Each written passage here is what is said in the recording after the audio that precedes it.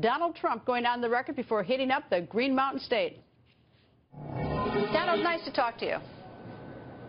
Hi, Greta.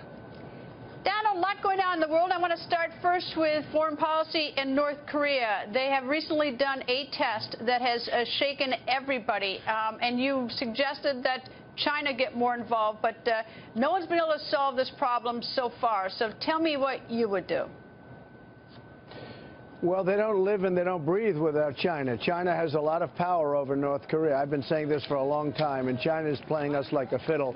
China's saying, well, we don't have that much power, we don't have that much control. They wouldn't get anything without China, and China has the power, and we have to tell China to straighten out the situation. I mean, you got this madman playing around with the nukes, and it has to end, and China has to do it. Now, we have power over China because of trade, because they suck us dry. They take our money, they take our jobs, they take everything. We get nothing. We lose hundreds of billions of dollars a year with China on trade.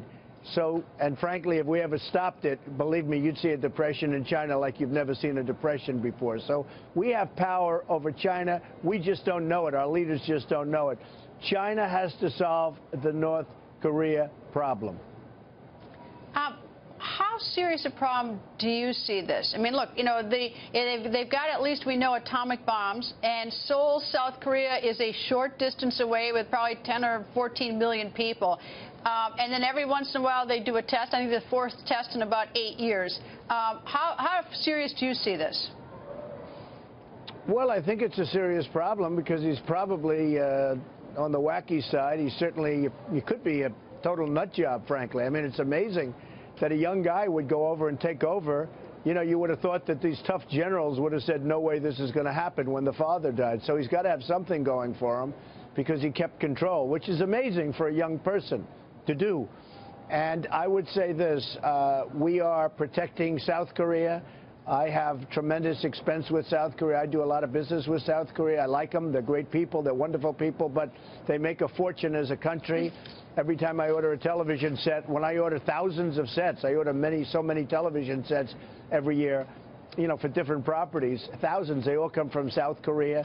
They have to make more of a contribution toward the protection because we have 28,000 soldiers on the line, very, very dangerous, and we get paid very little money, relatively speaking, by South Korea. So they're going to have to step up to the plate and pay us more. You know, we're a debtor nation. We owe $19 trillion, and we're going in the wrong direction. The budget that was made 2 weeks ago is ridiculous what they did, how that got approved. So we have to start thinking a little bit differently than we have in the past. Is the UN absolutely hopeless on this? I mean, the UN issued some condemnation, said that they're going to impose some sort of sanctions or consider it. But, I mean, do you totally take the UN out of the North Korea problem and do you totally place it on China? And the only way China will do this if we put economic pressure on China. Is that how you see it? No, I don't take the UN out at all. I think the UN can be very useful and can be helpful, but the real power is China. China controls North Korea. Now, they say they don't have that much power or that much control. I think they say that to taunt us because they like seeing what's happening. But China has great control over North Korea. North Korea wouldn't exist if it weren't for China. So we have to use China. And, you know, ideally they do it without any threat. They should do it for their own well-being. But if we have to use the threat we have is we have economic threat. All right, well, we talk about economic threat. The news today out of China, and you know, with what their economic situation is, it's practically, you know, caused upheaval in every world market. I mean, China's not doing particularly well today, and unfortunately, it's affecting us. Well, you know how poorly they're doing? They're going to be up about 6.5% this year, and that's more than we've gone up in decades. I mean, you look at 6.5%. So if we go 2%, we're happy. They're going to be 6.5%. So China has got difficulties, and I agree with that because they're sitting on a little bit of a bubble. It could be a lot of bubble, but we're sitting on a bubble also. So China's going to go up 6.5%, and we're going up 2%, and we're sort of satisfied at 2%. I'm not satisfied, but a lot of other people are satisfied. And we shouldn't be satisfied at that number. We should be doing much better than we're doing. To what extent do you assign the responsibility of the situation with China and the United States, our economy, to President Obama and his policies? Well, the buck stops here. You know, the buck stops with the president. He is in charge of things, and we've had a very, very mild uptick. It's been, I guess, the slowest since the Depression in terms of, you know, going up, and it's now probably heading down. And based on what's happening in the stock market, and you look at what's going on with companies, Macy's, I see Macy's is doing very, very poorly. Their stock is down tremendously, like 46%, and so many other companies are doing poorly. So the stock market now is catching up with the real economy. You know, the stock market was the one thing people could point to and say, oh, look what happened. But the stock market's been taking a big hit for quite some time now. So ideally, you know, I hope that's not happening. But it's obviously we're not doing very well as a country in many respects. We're not doing well with ISIS, and we're not doing well with anything. I mean, where are we doing well, Greta? We're not doing well with anything. All right, well, but Secretary of State John Kerry said earlier today that he thought that the deal with Iran is going quite well. Meanwhile, we've got this situation with Saudi Arabia and Iran at each other's throats. Why should the people of Iowa, let's pick the people of Iowa, be concerned about what's going on all the way over there, which is thousands and thousands of miles away? You know, sell it to me why that's a big issue for them. Well, first of all, for Secretary Kerry to think that the deal with Iran is going well, it's probably the worst deal ever negotiated of any kind. I'm not even talking about countries. I think it might be the dumbest deal I've ever seen negotiated. On top of everything, they get $150 billion. We don't even get our prisoners back. 24-day inspection periods. They're going to end up with nuclear weapons. And, of course, you know, then add to the fact that they're also taking over Iraq as part of the deal, because they're going to get Iraq. As sure as you're sitting there, they get, you know, they're going to take over the second largest oil reserves in the world, which are held by Iraq, or just about second largest. And, I mean, for him to say the deal is going well is incredible. Now the embassy gets burned down in Iran, and I think Iran is using that as an excuse. They're in Yemen. You look at the border of Yemen, and that border is a very long, beautiful border along Saudi Arabia, and they're taking over Yemen because they want to go into Saudi Arabia. They want to get the oil. All right, with all that's going on in the world and all these important issues, why are you putting out an Instagram video against Secretary Clinton, who's not even your direct opponent at this point? I mean, I assume if you'll get the nomination, we'll deal with it later. But you have a nomination that punches right at her, the women's issues. You've got this, you know, making allegations about Anthony Weiner, calling President Clinton a liar. You even bring Bill Cosby into this because in 2000 he gave a stump speech for her. Why? Why now? Well, it's something we do. We have very talented people in the Trump organization. They came at. I thought it was good in light of what they said. You know, they called me sexist. I said, you got to be kidding, calling me sexist. I have more respect for women than anybody, and I certainly have more respect for women than Hillary does. And I'll do much more for women if I'm elected. I'll do much more for women than Hillary would. Why do you think she doesn't have respect for women? I think with Hillary, it's all an act. It's all theatrical. It's her whole demeanor. I think it's all an act. I think she's gotten us into tremendous problems with, you know, you look at her things where you go anywhere you look. Take a look at what's happened with Libya and Syria and all of the problems, the migration, everything. The Middle East blew up around her. Between her and President Obama, it blew up. And our country is a far less safe place right now than it was, and certainly it can be very much better. I will say this.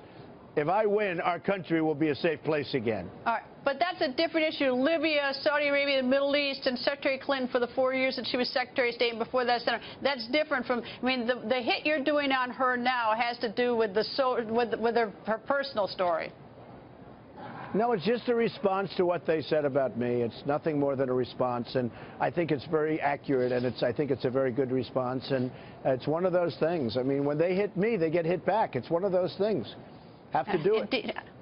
Indeed, you do hit back. All right, Senator Ted Cruz, you're now raised the issue of his birth. He was born in Alberta, Canada, to an American mother and a Cuban father. Why do you raise that now? I didn't raise it. The Washington Post raised it. I was sitting asking to, you know, they wanted to ask me certain questions, and this was one of the questions they asked. I gave a very simple answer, but basically the answer is up to Ted. I hope it's not going to be a problem, but the Democrats are going to sue. I think they've already said they're going to sue. A couple of them said they're bringing suit, and that was a while ago. And, you know, it's something that ideally he can solve and set up, because it's awfully hard to run when you have that hanging over your head. He was born in Canada. He was a, I think partially Canadian citizen. I guess he was a joint. And frankly, I think it's something he has to get solved. And I hope he solves it. But this is not something I brought up. The Washington Post brought it up. They asked me a question, and I gave them a very mundane answer, to be honest with you, because I'm not involved. It's not my issue. It's really Ted's issue.